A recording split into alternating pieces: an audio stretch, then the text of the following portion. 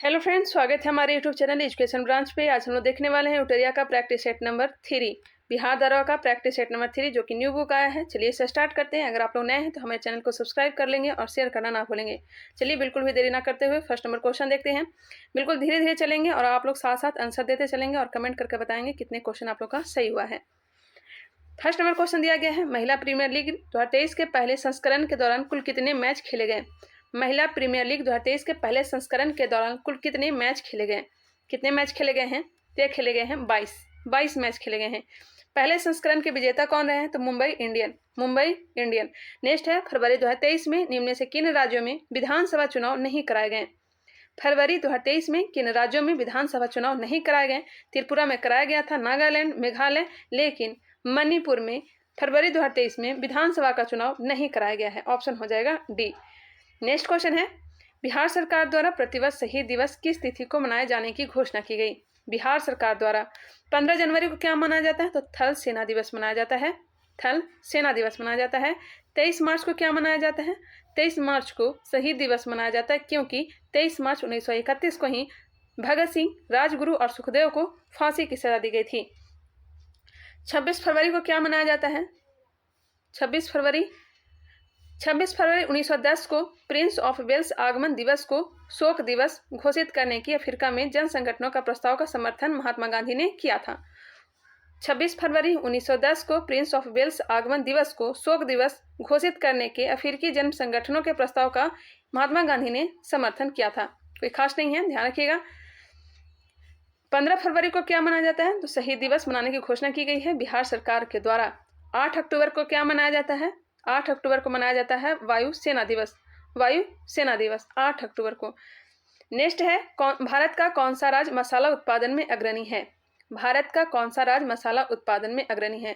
यहाँ पे ध्यान देने योग्य बात है, मध्य प्रदेश जो है, ऐसे तो केरल है जो प्रथम स्थान है, लेकिन मध्य प्रदेश जो है 2022 में प्रथम स्थान मध्य प्रदेश का रहा है।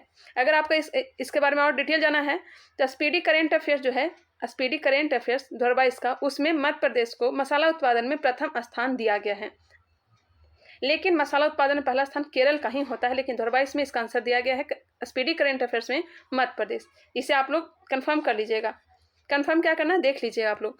पृथ्वी की निगरानी हेतु नासा इसरो द्वारा संयुक्त रूप से निसार का प्रक्षेपण कब तक किया जाएगा। संयुक्त रूप से निसार का प्रक्षेपण कब तक किया जाएगा? यह किया जाएगा 2024 तक। श्री अन्न सम्मेलन वैश्विक मिलेट्स का आयोजन कहाँ किया गया? श्री अन्न सम्मेलन का आयोजन कहाँ किया गया है? तो इसका उद्घाटन किया गया था नरेंद्र मोदी के द्वारा और यह किया गया था नई दिल्ली में। इसका आयोजन नई दिल्ली में। चलिए आगे बढ़ते हैं। अभी हमारे पास ये बुक आया नहीं है। कोई भाई हैं जो हमारी हेल्प कर रहे हैं, लेकिन दिल्ली में बिहार का जो भी बुक होता है आने में बहुत टाइम लग जाता है। सर ने 5 तारीख को ही बुक ला दिया था, लेकिन अभी तक दिल्ली में बुक नहीं आ पाया है। देखिए कब तक आता है। हाल ही के दिनों में चर्चा में रहा मथुआ महामेला का आयोजन किस राज्य में किया गया। मथुआ महामेला का आयोजन किस राज्य में किया गया है? तो यह किया गया पश्चिम बंगाल में। ऑप्शन नंबर ए इसका राइट आंसर है। और एक बात और आप लोग को बता दूं कि आप लोग को जल्द ही टेलीग्राम पे सारे के सारे पीडीएफ जो है प्रोवाइड कर दिए जाएंगे। 17वें प्रवासी दिवस के दौरान लगभग कितने दिनों के प्रवासी प्रतिनिधियों ने भाग लिया। 17वें प्रवासी दिवस के दौरान लगभग कितने देशों के प्रवासी प्रतिनिधियों ने भाग लिया था। प्रवासी दिवस कब मनाया जाता है बताइएगा? कब मनाया जाता है? तो 9 जनवरी को मनाया जाता है। 9 जनवरी को क्यों मनाया जाता है? तो 9 जनवरी 1915 को महात्मा गांधी दक्षिण अफ्रीका से वापस आए थे। प्रवासी दिवस कहाँ मनाया गया है? तो मध्य प्रदेश के इंदौर शहर में मनाया गया है 2023 में। 17वें प्रवासी दिवस के दौरान लगभग कितने देशों के प्रवासी प्रतिनिधियों ने भाग लिया है? तो यह भाग लिया 70। गोल्डन ग्लोब पुरस्कार 2023 के अंतर्गत सर्वश्रेष्ठ गीत का अवार्ड किसे दिया गया? गोल्डन ग्लोबल पुरस्कार 2023 के अंतर्गत सर्वश्रेष्ठ गीत का अवार्ड किसे दिया गया? यह दिया गया है नाटू को। RRR फिल्म का जो गाना है नाटू, उसे गोल्डन ग्लोब पुरस्कार 2023 के अंतर्गत सर्वश्रेष्ठ गीत का अवार्ड दिया गया है। मिस यूनिवर्स 2022 का आयोजन कहाँ किया गया? मिस यूनिवर्स 2022 का आयोजन कहाँ किया गया? इसका आयोजन किया गया है अमेरिका में। ऑप्शन हो जाएगा डी। हाल ही में किसे विश्व के सबसे ऊंचे युद्ध क्षेत्र सियाचिन के कुमार पोस्ट पर तैनात किया गया है? यह पहले प्रैक्टिस सेट में भी आ चुका है। जो कि कौटिल्य जीएस का जो मैं प्रैक्टिस सेट करवाई थी उसमें एक क्वेश्चन था। हाल ही में किसे विश्व के सबसे ऊंचे युद्ध क्षेत्र सियाचिन के कुमार पोस्ट पर तैनात किया गया है? ऑप्शन को देख लीजिए। किया गया है शिवा चौहान को। शिवा चौहान को। इंडोनेशिया मास्टर बैडमिंटन का पुरुष एकल का खिताब किसने जीता है? इंडोनेशिया मास्टर्स बैडमिंटन का पुरुष का एकल का खिताब किसने जीता है? यह जीता है जोनाथन क्रिस्टी ने। जोनाथन क्रिस्टी ने। ऑप्शन हो जाएंगे ए। अंतर्राष्ट्रीय महिला दिवस 2023 का विषय क्या है? थीम बताना है। अंतर्राष्ट्रीय महिला दिवस कब मनाया जाता है? 8 मार्च को। 8 मार्च को अंतर्राष्ट्रीय महिला दिवस 2023 का थीम क्या है? इसका विषय है digit all innovation and technology for gender equality. Digit all innovation and technology for gender equality. Option हो जाएंगे A. Digit all innovation and technology for gender equality. Statue of belief प्रतिमा संबंधित है। स्टैचू ऑफ बिलीफ प्रतिमा संबंधित है या किससे है?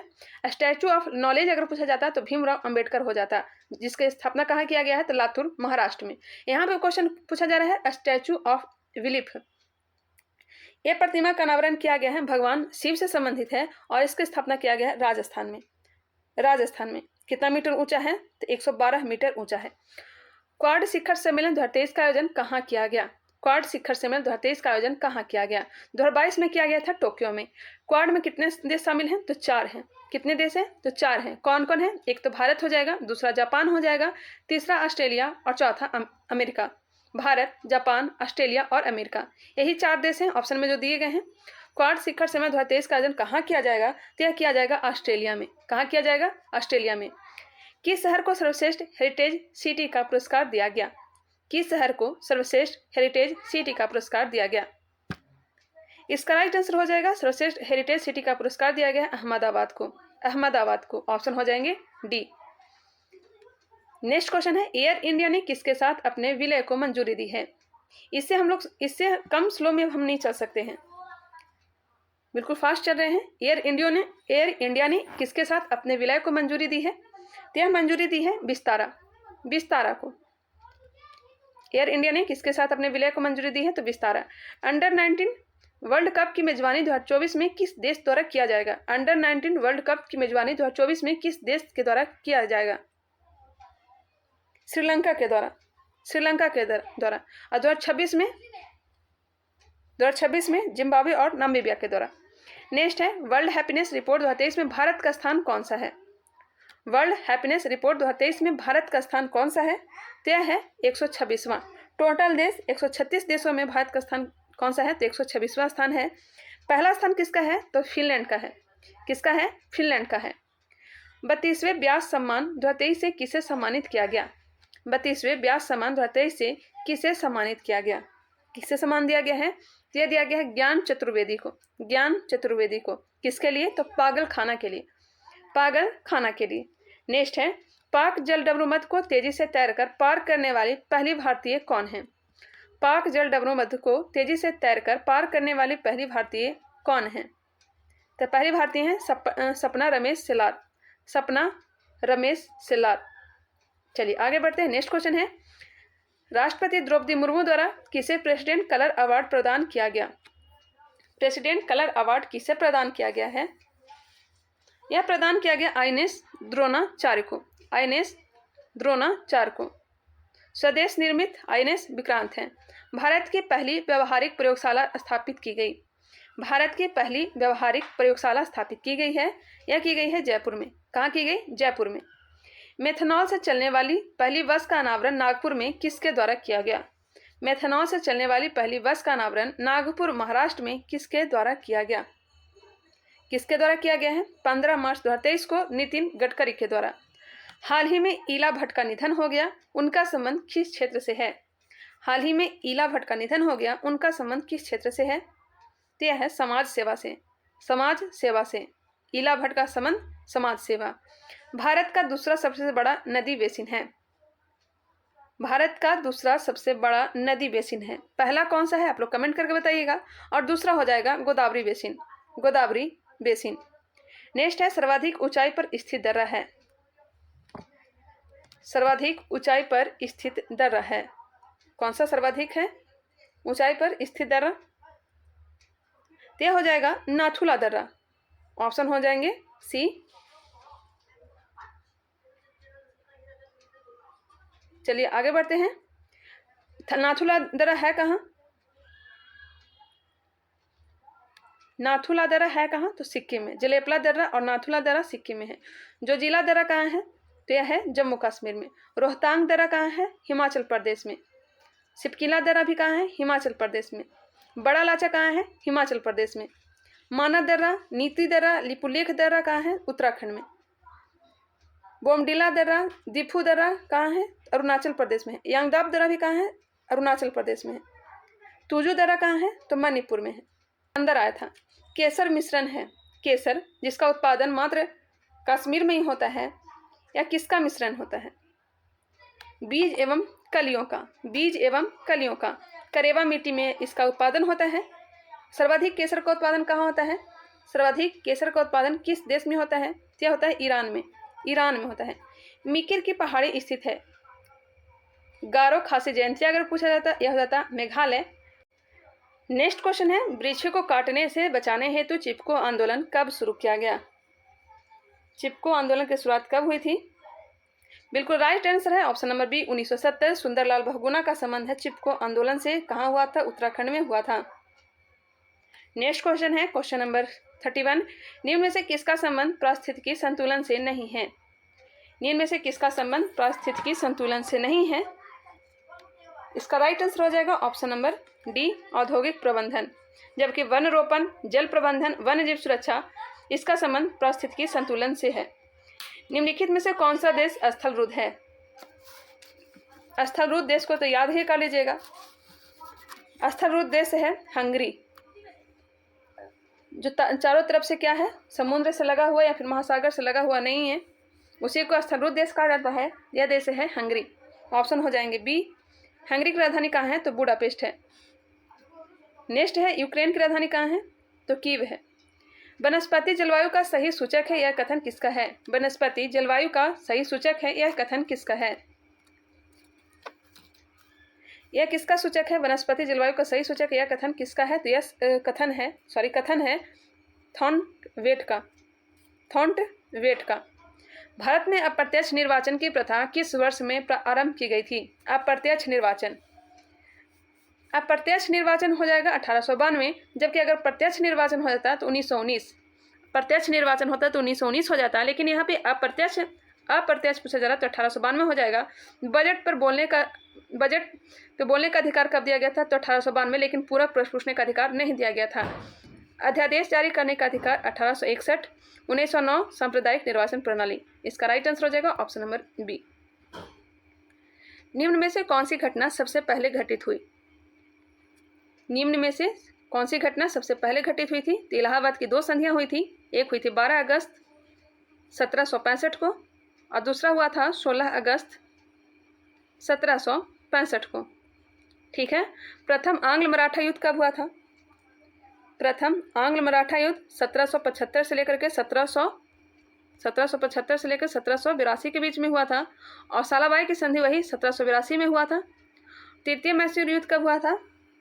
दूसरा हुआ था 80 से 84 और तृतीय हुआ था 1790 से 92। 1790 से 92। कौन सी घटना सबसे पहले घटित हुई है? इलाहाबाद की संधि। इलाहाबाद की संधि। ऑप्शन हो जाएंगे ए। चलिए आगे बढ़ते हैं। तृतीय मैसूर युद्ध श्रीरंगपट्टनम की संधि के तहत समाप्त हुआ था। जबकि दूसरा, लाइन बाई याद रखिएगा, पहला मद्रास की संधि के तहत, दूसरा मंगलौर की संधि के तहत और तीसरा समाप्त हुआ था श्रीरंगपट्टनम की संधि के तहत। चौथा आंग्ल मैसूर युद्ध के समय ही 1799 ईस्वी में टीपू सुल्तान की क्या हो जाती है? मृत्यु हो जाती है। चलिए नेक्स्ट क्वेश्चन देखते हैं। Question number 36। निम्नलिखित में से किस एक ने सुभाष चंद्र बोस को देश नायक कहकर संबोधित किया था? इसका पहले बताइएगा, सुभाष चंद्र बोस ने राष्ट्रपिता कहकर किससे संबोधित किया था? राष्ट्रपिता किसे कहकर संबोधित किया था? तो महात्मा गांधी को। और सुभाष चंद्र बोस को देश नायक किसने कहा था? यह कहा था रविंद्रनाथ टैगोर ने। भारत छोड़ो आंदोलन के समय भारत का प्रधान सेनापति कौन था? भारत छोड़ो आंदोलन के समय भारत का प्रधान सेनापति कौन था? भारत छोड़ो आंदोलन अधिकतर प्रैक्टिस सेट में बता चुके हैं। कब? 8 अगस्त 1942। को स्टार्ट किया गया था। 11 अगस्त को क्या हुआ था, तो पटना में सचिवालय गोलीकांड हुआ था जिसमें 7 छात्र शहीद हुए थे। इसका राइट आंसर हो जाएगा भारत का प्रधान सेनापति कौन था, तो इसका राइट हो जाएगा ऑप्शन हो जाएगा option number B, Lord Wavell. Lord Wavell. नेतृत्व विहीन आंदोलन था, सभी बड़े नेताओं को गिरफ्तार कर लिया जाता है, पता ही है। चलिए आगे बढ़ते हैं। मुस्लिम लीग द्वारा सर्वप्रथम प्रत्यक्ष कार्यवाही दिवस कहाँ मनाया गया? मुस्लिम लीग द्वारा सर्वप्रथम प्रत्यक्ष कार्यवाही दिवस कब मनाया गया था? आप लोग बताइएगा, प्रत्यक्ष कार्यवाही दिवस कब मनाया गया था? तो यह मनाया गया था 16 अगस्त 1946 को। प्रत्यक्ष कार्यवाही दिवस 16 अगस्त 1946 को। पूछा जा रहा है मुस्लिम लीग द्वारा सर्वप्रथम प्रत्यक्ष कार्यवाही दिवस कहाँ मनाया गया, तो कहाँ हो जाएगा ऑप्शन नंबर डी, कोलकाता में। एक मिनट, प्रत्यक्ष कार्यवाही दिवस, हाँ कोलकाता में, ऑप्शन हो जाएंगे डी। नेक्स्ट क्वेश्चन है क्वेश्चन 39। दिल्ली सल्तनत में दीवाने अर्ज विभाग की स्थापना किसने किया था? दीवाने अर्ज की स्थापना किसने किया था? दीवाने अर्ज का संबंध किससे है, तो यह संबंध है सैन्य विभाग से, और इसकी स्थापना किया था बलबन ने, जो कि गुलाम वंश से संबंधित है। जबकि इसका पुनर्गठन अगर पूछ दिया जाए तो अलाउद्दीन खिलजी ने किया था। घोड़े पर दागने की प्रथा, हुलिया देने की प्रथा सैनिकों की, यह अलाउद्दीन खिलजी ने लाया था। इल्तुतमिश ने इक्ता प्रणाली को प्रारंभ किया था और टका और जितल को प्रारंभ किया था। दिल्ली सल्तनत का वास्तविक संस्थापक था, इसने कुतुब मीनार को पूरा करवाया था। फिरोज तुगलक को दिल्ली सल्तनत का फिरोज तुगलक को दिल्ली सल्तनत का अकबर कहा जाता है। फिरोज तुगलक को दिल्ली सल्तनत का अकबर कहा जाता है। इन्होंने दीवान ए बंदगान की स्थापना की थी दासों के लिए। दीवान ए बंदगान, दीवान ए खैरात, ये सब की स्थापना किसने की थी? फिरोज शाह तुगलक ने की थी। इसका राइट आंसर हो जाएगा ऑप्शन नंबर ए। अगर दीवान ए को ही पूछ दिया जाता तो वो कृषि से संबंधित है और उसे लाया था मोहम्मद बिन तुगलक ने। चलिए आगे बढ़ते हैं। निम्नलिखित में से कौन फारसी का प्रथम कवि था जिसने अपनी कविता में भारतीय पर्यावरण को चित्रित किया? कौन फारसी का प्रथम कवि था जिसने अपनी कविता में भारतीय पर्यावरण को चित्रित किया था? यह किया था अमीर खुसरो। अमीर खुसरो का जन्म यूपी के एटा में हुआ है, एटा जिले में हुआ है अमीर खुसरो का। अमीर खुसरो ने 8 शासन काल को देखा था। इनके गुरु का नाम क्या है? तो निजामुद्दीन औलिया है, जिन्होंने 7 शासकों का शासनकाल को देखा था। अमीर खुसरो और निजामुद्दीन औलिया का जो दरगाह है यह कहाँ है? तो यह है दिल्ली में। नेक्स्ट क्वेश्चन है, निम्न में से कौन सही सुमेलित है? निम्न में से कौन सही सुमेलित है, बताइएगा। चंदावर का युद्ध 1194 में हुआ था, जी बिल्कुल, राजा जयचंद के साथ और मोहम्मद गौरी के साथ। तैमूर का आक्रमण 1398, हाँ 1398 में ही हुआ था तैमूर का आक्रमण। तालीकोटा का युद्ध हुआ था 1565 में बहमनी साम्राज्य और विजयनगर के साथ, ये भी सही है, ऑप्शन नंबर हो जाएगा डी, इनमें से सभी। जौनपुर की स्थापना किस शासक द्वारा की गई? जौनपुर की स्थापना किस शासक के द्वारा की गई? जौना खां किसका नाम था? जौना खां या जूना खां नाम था मोहम्मद बिन तुगलक का। इसके मरने के बाद इसके भाई जो है फिरोज शाह तुगलक, जो कि चचेरा भाई था, फिरोज शाह तुगलक ने जौनपुर की स्थापना की थी। जौनपुर की स्थापना फिरोज शाह तुगलक ने की थी। यह बहुत सारे नगरों की स्थापना की थी। और नहरों का जाल किसने बिछा दिया था? तो फिरोज शाह तुगलक ने ही।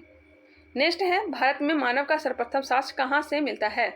भारत में मानव का सर्वप्रथम साक्ष्य कहाँ से मिलता है? तो मिलता है नर्मदा घाटी से। नर्मदा घाटी से। सैंधव सभ्यता के महान स्नानागार कहाँ से प्राप्त होता है? सैंधव सभ्यता के महान स्नानागार कहाँ से प्राप्त होता है? हड़प्पा जो है यह रावी नदी के किनारे पाकिस्तान में है। कौन से जिला? माउंट गोमरी जिला। माउंट गोमरी जिला। 1921 ईस्वी में इसकी खुदाई किसने किया था? तो दयाराम साहनी ने। लोथल भोगवा नदी के किनारे है, कहाँ है? गुजरात में। कालीबंगा घग्गर नदी के किनारे है, राजस्थान में। जूता हुआ खेत का साक्ष्य मिला है। मुहरे प्राप्त हुई है लोथल से। चावल की भूसी प्राप्त हुई है लोथल से। गोदीबाड़ा प्राप्त हुआ है लोथल से। और फारस की मुहरे प्राप्त हुई है लोथल से। एक चीज़ और ध्यान रखिएगा, यहाँ के जो दरवाजा का मुख्य द्वार होता था, घर का मुख्य द्वार होता था, वह सड़क पर खुलती थी, बाकी अन्य जगह ऐसा नहीं था। मोहनजोदड़ो की खुदाई कब हुई थी? तो 1922 ईस्वी में। किसके द्वारा? तो राखलदास बनर्जी के द्वारा। राखलदास बनर्जी के द्वारा। ये सबसे बड़ा शहर है। सिंधु घाटी सभ्यता का सबसे बड़ा शहर कौन सा है? मोहनजोदड़ो का है। अगर भारत में पूछ दिया जाए कि सबसे बड़ा शहर कौन सा हो जाएगा, तो राखीगढ़ी हो जाएगा, जो कि हिसार जिला में है, हरियाणा में। मोहनजोदड़ो में ही अष्टनागार मिला है, अन्नागार मिला है सबसे बड़ा। और यहाँ से क्या प्राप्त हुआ? तो कांसे की नर्तकी प्राप्त हुई है, सूती वस्त्र प्राप्त हुए हैं।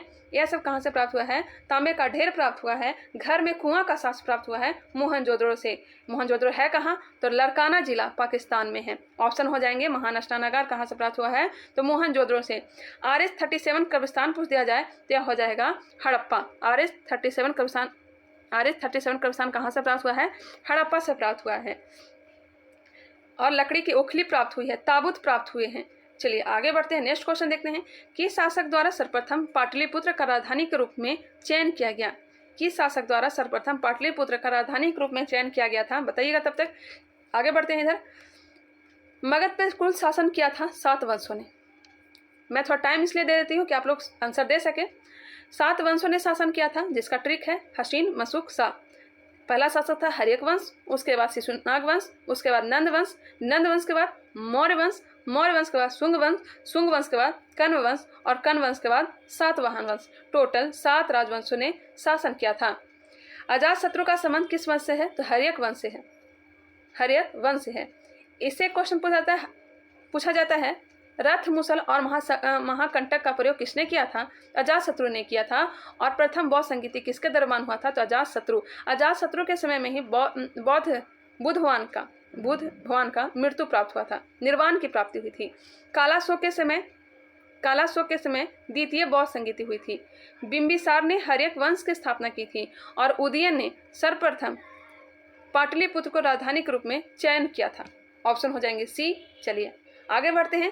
भारतीय संविधान को संविधान सभा द्वारा अंगीकृत किया गया। भारतीय संविधान की स्थापना कब हुआ था? अंगीकृत किया गया, बताइएगा। अंगीकृत अधिनियमित अगर पूछ दिया जाए तो इसका राइट आंसर हो जाएगा ऑप्शन नंबर बी 26 नवंबर 1949। अगर पूर्णतः लागू पूछ दिया जाता तो ऑप्शन होता डी 26 जनवरी 1950। ध्यान रखिएगा। चलिए आगे बढ़ते हैं। संविधान सभा की स्थापना कब हुई थी? बताइएगा। संविधान सभा की स्थापना कब हुई थी? तो यह हुई थी 6 दिसंबर 1946 को। पहली बैठक कब हुई थी? तो 9 दिसंबर 1946 को। और दूसरी बैठक कब हुई थी? 11 दिसंबर 1946 को। अस्थायी अध्यक्ष कब बने थे? तो 9 दिसंबर 1946 को अस्थायी अध्यक्ष बनाए गए थे सच्चिदानंद सिन्हा, जबकि अस्थायी अध्यक्ष बनाए गए थे 11 दिसंबर 1946 को डॉक्टर राजेंद्र प्रसाद। ध्यान रखिएगा। 13 दिसंबर को जो बैठक हुई थी, तीसरी बैठक संविधान सभा का, इसमें जवाहरलाल नेहरू ने उद्देश्य प्रस्ताव को पेश किया था। बनाया किसके द्वारा गया था? तो मोतीलाल नेहरू के द्वारा बनाया गया था। और इसे स्वीकार कब किया गया था? तो 22 जनवरी 1947 को इसे स्वीकार कर लिया गया था। आई होप यह क्लियर हो चुका होगा। नेक्स्ट क्वेश्चन चलते हैं। ऑप्शन नंबर बी हो गया। 26 नवंबर को क्या मनाया जाता है? तो संविधान दिवस मनाया जाता है। संविधान दिवस मनाया जाता है। कब से मनाया जाता है? एक कमेंट करके आप लोग बताइएगा। निम्नलिखित में से कौन सा विषय समवर्ती सूची का है? समवर्ती सूची कहाँ से लिया गया है? तो ऑस्ट्रेलिया के संविधान से लिया गया है। सूची के बारे में जानकारी हमें अनुसूची 7 से मिलता है। 4 प्रकार की सूची हैं, जिसमें संघ सूची, समवर्ती सूची, राज्य सूची और अवशिष्ट सूची हैं। संघ सूची में कितने विषय हैं? तो 100 हैं। कितने हैं? 100 हैं। राज्य सूची में कितने विषय हैं? राज्य सूची में है 61 विषय। राज्य सूची में है 61 विषय। और समवर्ती सूची में कितने विषय हैं? तो 52 विषय हैं। समवर्ती सूची में 52 विषय हैं। चलिए इसका राइट आंसर क्या हो जाएगा? कौन सा विषय समवर्ती सूची का है? इसका राइट आंसर हो जाएगा ऑप्शन नंबर सी, जनसंख्या नियंत्रण एवं परिवार नियोजन। समवर्ती सूची का है, जबकि पुलिस राज्य सूची का है। लोक स्वास्थ्य एवं स्वच्छता यह भी राज्य सूची का है। नेक्स्ट क्वेश्चन है 48 नंबर। भारतीय संविधान का कौन सा भाग संविधान की आत्मा कहलाता है? मैं एनसीईआरटी करवा रही हूँ शुरू से, बिल्कुल 2023 का जो बुक आया है एनसीईआरटी का, उससे मैं बिल्कुल शुरू से करवा रही हूँ। उसे जरूर आप लोग देखिएगा, क्योंकि अधिकांश प्रैक्टिस सेट में क्वेश्चन जो देखने के लिए मिल रहा है एनसीईआरटी के बुक से ही मिल रहा है। इसलिए मैं आप लोग को बोलूँगी कि हमारा वीडियो देखें या फिर कहीं से भी एनसीईआरटी को कम से कम कंप्लीट कर लें, जो कि बिहार दरोगा के लिए बहुत ही इंपॉर्टेंट रहने वाला है आप लोग के लिए। बाकी आप लोग का इच्छा है। भारतीय संविधान का कौन सा भाग संविधान की आत्मा कहलाता है? संविधान का आत्मा कौन सा भाग कहलाता है? यह कहलाता है उद्देशिका। उद्देशिका ऑप्शन हो जाएंगे सी। मूल कर्तव्य की चर्चा किसमें मिलती है? तो भाग 4 के क में मिलती है। मूल कर्तव्य को कब जोड़ा गया था? तो 42वां संविधान संशोधन 1976 के द्वारा सरदार स्वर्ण सिंह समिति के तहत 10 मूल कर्तव्य को जोड़े गए थे। 10 मूल कर्तव्य को जोड़े गए थे, जबकि 86वां संविधान संशोधन के तहत 11वां मूल कर्तव्य को जोड़ा गया। और टोटल मूल कर्तव्य की संख्या कितनी हो गई है? तो 11 हो गई है। मूल संविधान में एक भी मूल कर्तव्य नहीं थे। मूल कर्तव्य कहाँ से लिया गया है? तो रूस के संविधान से लिया गया है। ये सारे के सारे एनसीईआरटी पॉलिटी में जाकर के देखिएगा तो ये सारे के सारे मैं बता रखी हूँ। मूल अधिकार की बात की जाए तो भाग 3 में इसकी चर्चा मिलती है। यह जो है न्यायोचित है, इसके लिए हम लोग सुप्रीम कोर्ट या हाई कोर्ट जा सकते हैं। इसका सुरक्षा कवच कौन होता है? तो सुप्रीम कोर्ट होता है। मूल अधिकार जो होता है, मूल अधिकार इसकी चर्चा जो है 12 से लेकर के अनुच्छेद 12 से लेकर के 35 तक मिलती है और अमेरिका के संविधान से लिया गया है। मूल अधिकार में टोटल 6 प्रकार के अधिकार दिए गए हैं, जिसमें स्वतंत्रता का अधिकार है, समानता का अधिकार, समानता का अधिकार, स्वतंत्रता का अधिकार, शोषण के विरुद्ध अधिकार, धार्मिक स्वतंत्रता का अधिकार, शोषण के विरुद्ध अधिकार और संपत्ति के अधिकार को तो हटा दिया गया, संवैधानिक उपचारों का अधिकार। 6 प्रकार के अधिकार दिए गए हैं। ध्यान रखिएगा, संपत्ति के अधिकार को मौलिक अधिकार से हटा करके उसे कानूनी अधिकार में डाल दिया गया है 44वां संविधान संशोधन 1978 के तहत। 44वां संविधान संशोधन 1978 के तहत मौलिक अधिकार में से संपत्ति के अधिकार को हटा करके कानूनी अधिकार दे दिया गया है। चलिए नेक्स्ट क्वेश्चन देखते हैं। संवैधानिक उपचारों का अधिकार आर्टिकल 32 में है, जिसके तहत 5 प्रकार के रिट सुप्रीम कोर्ट जारी करता है। भारतीय संविधान का कौन सा अनुच्छेद केंद्रीय सतर्कता आयोग का वर्णन करता है? इसका राइट आंसर हमने बता दिया होगा, उद्देश्य का ऑप्शन नंबर सी। भारतीय संविधान का कौन सा अनुच्छेद केंद्रीय सतर्कता आयोग का वर्णन करता है? केंद्रीय सतर्कता आयोग का वर्णन कौन सा अनुच्छेद करता है? इसका राइट आंसर हो जाएगा ऑप्शन नंबर डी। इसकी स्थापना 1964 में की गई थी संथानम समिति के तहत। नेक्स्ट है, भारतीय संसद की सबसे बड़ी समिति कौन सी है?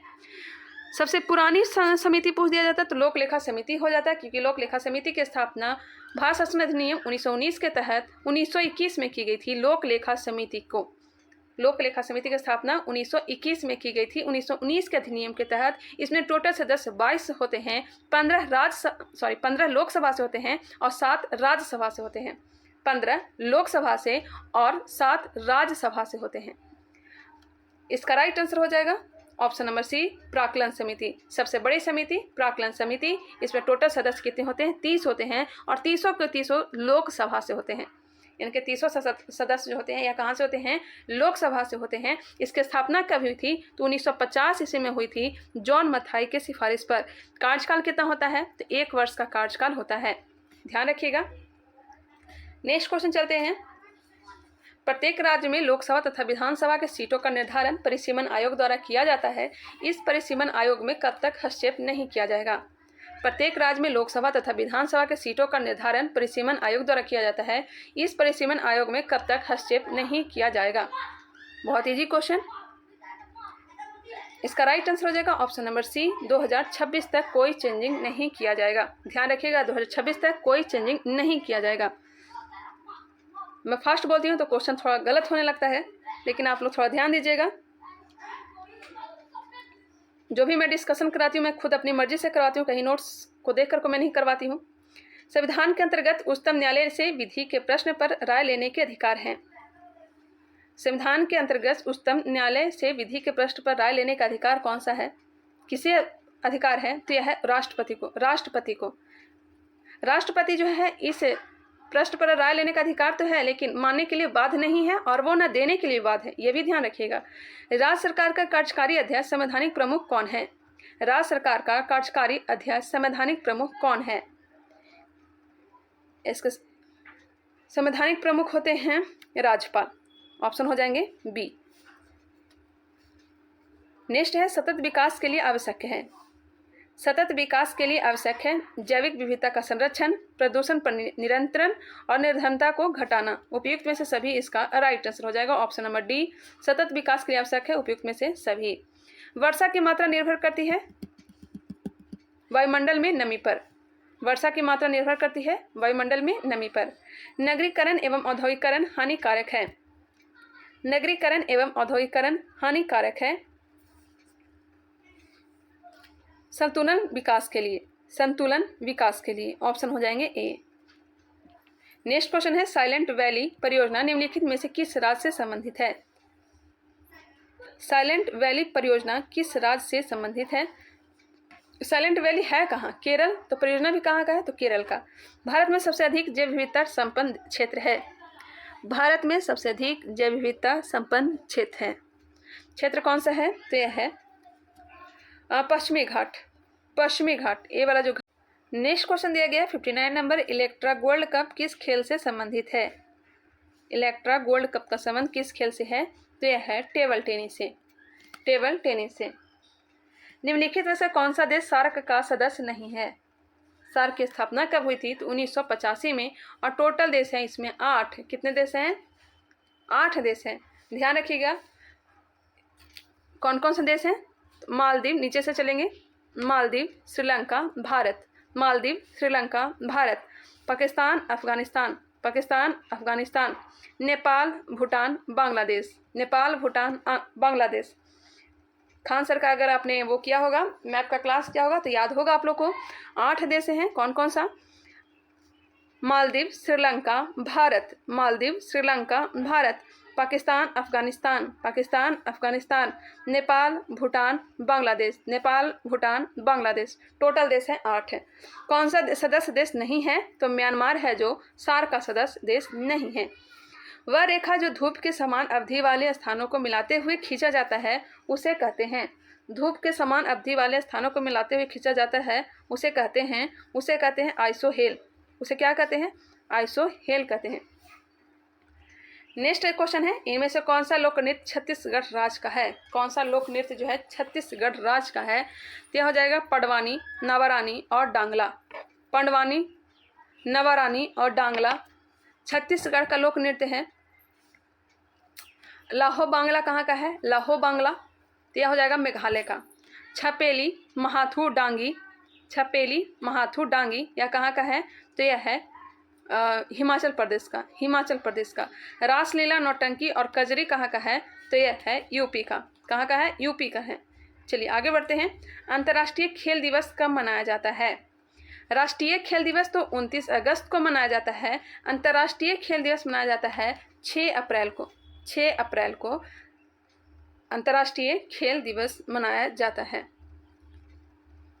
21 सितंबर को क्या मनाया जाता है? तो विश्व शांति दिवस। और 11 दिसंबर को विश्व पर्वत दिवस। संगीत नाटक अकादमी की स्थापना कब हुई?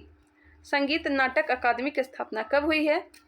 ललित कला की स्थापना हुई थी। ललित कला अकादमी की स्थापना 1954 में। साहित्य अकादमी की स्थापना 1954 में। लेकिन संगीत नाटक अकादमी की स्थापना हुई थी 1953 में। 1953 में। असम राइफल्स का मुख्यालय स्थित है। असम राइफल्स का मुख्यालय, बिल्कुल इजी क्वेश्चन, शिलोंग में। एम्पियर सेकंड निम्नलिखित में से किसकी इकाई है? एम्पियर सेकंड किसकी इकाई है? तो यह है आवेश का। आवेश का। आवेश का मात्रा क्या है? तो कूलॉम। मानव शरीर के कौन से 2 मुख्य अंगों में काफी मात्रा में चुंबकीय क्षेत्र उत्पन्न होता है? मानव शरीर के कौन से 2 मुख्य अंगों में काफी मात्रा में चुंबकीय क्षेत्र उत्पन्न होता है? यह हो जाएगा हृदय और मस्तिष्क। हृदय और मस्तिष्क। ऑप्शन हो जाएंगे डी। नेक्स्ट है, प्रत्यावर्ती धारा का आविष्कार किस वैज्ञानिक द्वारा किया गया? प्रत्यावर्ती धारा का आविष्कार किस वैज्ञानिक द्वारा किया गया? निकोला टेस्ला के द्वारा। निकोला टेस्ला के द्वारा। ऑप्शन हो जाएंगे सी। नेक्स्ट है, विभवांतर को स्थिर रखते हुए एक परिपथ का प्रतिरोध आधा कर दिया जाए तो धारा पर क्या प्रभाव पड़ेगा? धारा पर क्या प्रभाव पड़ेगा? दोगुनी हो जाएगी। दोगुनी हो जाएगी। निम्नलिखित में से किस रंग का विचलन कोण सबसे कम होता है? विचलन कोण सबसे कम लाल रंग का होता है। तरंग दैर्घ्य सर्वाधिक किसका होता है? तो लाल रंग का। और सबसे कम तरंग दैर्घ्य किसका होता है? बैगनी रंग का।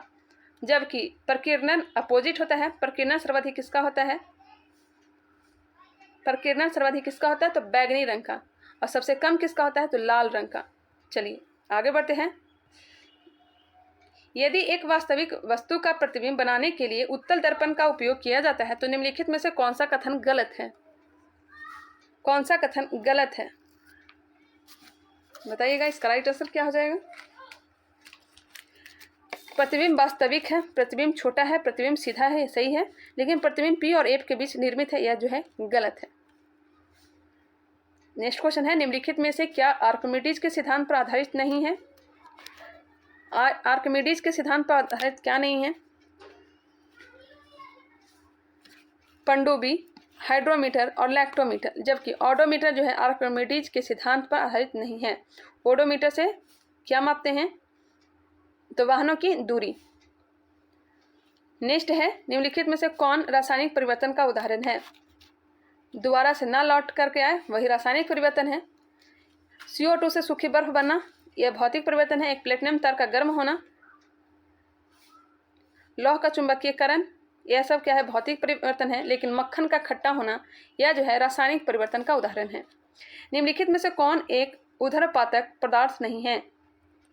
किसी वस्तु जो ठोस में है, ठोस को सीधे गैस में बदल जाना, ठोस को सीधे गैस में बदल जाना क्या कहलाता है? ऊर्ध्वपातन कहलाता है। कौन सा पदार्थ जो ऊर्ध्वपातक नहीं है? यह हो जाएगा नेप्थलीन, कपूर और अमोनियम इसका उदाहरण है, जबकि सोडियम सल्फेट यह ऊर्ध्वपातक का उदाहरण नहीं है। किसी एक तत्व का इलेक्ट्रॉनिक विन्यास 287 है तो इसकी संयोजकता क्या होगी? इसकी संयोजकता क्या होगी बताइएगा आप लोग कमेंट करके। 287 है तो इसकी संयोजकता क्या होगी? ऑप्शन हो जाएंगे डी 1। ऑप्शन नंबर डी इसका राइट आंसर दिया गया है। वे अम्ल जिनमें हाइड्रोजन के साथ ऑक्सीजन के अतिरिक्त अन्य अधात्विक तत्व होते हैं क्या कहलाते हैं? अनॉक्सी अम्ल कहलाते हैं। अनॉक्सी अम्ल कहलाते हैं। मिथाइल ऑरेंज का क्षारीय माध्यम में कैसा रंग होता है? मिथाइल ऑरेंज का क्षारीय माध्यम में कैसा रंग होता है? तो पीला गुलाबी। एल्युमिनियम ऑक्साइड प्रकृति में होते हैं। एल्युमिनियम ऑक्साइड प्रकृति में होते हैं अभयधर्मी, उभयधर्मी, उभयधर्मी। नेक्स्ट है, रासायनिक गुणों के मध्य मेंडलीफ ने किन तत्वों के साथ मिलकर बने यौगिकों पर ध्यान केंद्रित किया था? हाइड्रोजन व ऑक्सीजन। निम्नलिखित में से कौन सा तत्व आवर्त सारणी का सर्वाधिक विद्युत ऋणात्मक तत्व है? विद्युत ऋणात्मक तत्व है फ्लोरीन। फ्लोरीन। ग्रेफिन क्या है? ग्रेफिन क्या है? कार्बन का अपरूप। हीरा ग्रेफाइट भी कार्बन का ही अपरूप है। नेक्स्ट है 82 नंबर प्रश्न, यूट्रोफिकेशन के परिणाम स्वरूप निम्न में से किसका न्यूनीकरण होता है? यूट्रोफिकेशन के परिणाम स्वरूप निम्न में से किसका न्यूनीकरण होता है? यह होता है विलीन ऑक्सीजन का। विलीन ऑक्सीजन का। निम्नलिखित में से कौन एक कीटभक्षी पौधा नहीं है? निम्नलिखित में से कौन सा एक कीटभक्षी पौधा नहीं है? यह हो जाएगा प्रोथैलेमस। प्रोथैलस। प्रोथैलस यह जो है कीटभक्षी नहीं है, जबकि घटपर्णी सन्नाड्यू वीनस फ्लाई ट्रैप कीटभक्षी पौधा है। पहला वनस्पति विज्ञान किसे माना जाता है? पहला वनस्पति विज्ञानी किसे माना जाता है? थियोफ्रेस्टस को। थियोफ्रेस्टस को। एंटीबायोटिक निम्नलिखित में से किस कवक से प्राप्त किया जाता है? एंटीबायोटिक प्राप्त किया जाता है किससे? पेनिसिलिन से। कवकों का अध्ययन माइकोलॉजी, सवालों का अध्ययन फाइकोलॉजी। निम्न में से कौन सा पादप हार्मोन कोशिका विभाजन से संबंधित है? कौन सा पादप हार्मोन कोशिका विभाजन से संबंधित है? यह हो जाएगा साइटोकाइनिन। साइटोकाइनिन। श्वसन का पहला चरण ग्लूकोज का किसमें विखंडन है? किसका विखंडन में है? श्वसन का पहला चरण ग्लूकोज का पाइरुवेट में विखंडन है। पाइरुवेट में विखंडन है। श्वसन का पहला चरण ग्लूकोज का पाइरुवेट में विखंडन है। निम्नलिखित में से कौन सा पौधा ब्रायोफाइटा समूह के अंतर्गत आते हैं? ब्रायोफाइटा समूह के अंतर्गत आते हैं। यह आते हैं मार्केसिया। क्या आते हैं? मार्केसिया। नेक्स्ट है, वह उस वाहिनी का नाम क्या है जो पुरुष के वृषण से निकलती है और शुक्राणु को शरीर में ले जाती है? उस वाहिनी का नाम क्या है जो पुरुष के वृषण से निकलती है और शुक्राणु को शरीर में ले जाती है? वह हो जाएगा शुक्रवाहिका। क्या है? शुक्रवाहिका। हमारी आंखों में लेंस का क्या काम है? हमारी आंख में लेंस है, उसका क्या काम है? इसका काम है आंख की फोकस दूरी को बदलना। आंख की फोकस दूरी को बदलना। रेटिना पे हमारा बनता है, दान करते हैं कॉर्निया को। चित्र कहाँ बनता है? रेटिना पे। नेक्स्ट है, रक्त में पाया जाने वाला कौन सा घटक शरीर में ऑक्सीजन परिवहन के लिए जिम्मेदार है? ऑक्सीजन परिवहन के लिए जिम्मेदार है आरबीसी। अदृश्य निर्यात का अर्थ होता है। आरबीसी का जीवन काल कितना होता है? 120 दिन। अदृश्य निर्यात का अर्थ है सेवाओं का निर्यात। सेवाओं का निर्यात अदृश्य निर्यात का अर्थ होता है। छठी पंचवर्षीय योजना के द्वारा निम्नलिखित में से कौन सा कार्यक्रम शुरू किया गया? छठी पंचवर्षीय योजना के द्वारा एकीकृत ग्रामीण विकास किया गया था। नेक्स्ट है प्रच्छन्न बेरोजगारी का समानता क्या अर्थ होता है? प्रच्छन्न बेरोजगारी का समानता क्या अर्थ होता है? श्रमिक की सीमांत उत्पादकता शून्य है। श्रमिक की सीमांत उत्पादकता शून्य है। प्रच्छन्न बेरोजगारी ग्रामीण एरिया में देखने को मिलता है। राष्ट्रीय आय समिति का गठन किस वर्ष किया गया? राष्ट्रीय आय समिति का गठन किस वर्ष किया गया था? यह किया गया था 1949 में। अगर मैं सही हूँ तो पीसी महालनोबिस के द्वारा किया गया था 1949 में। नेक्स्ट है जो कि मैथ का प्रश्न है, इसे आप लोग खुद से सॉल्व करेंगे और इसके आंसर को मिलाएंगे। आई होप ये वीडियो आप लोग को पसंद आया होगा। अगर पसंद आया तो हमारे चैनल को लाइक करें और इसे सब्सक्राइब करें और कमेंट करना ना भूलें।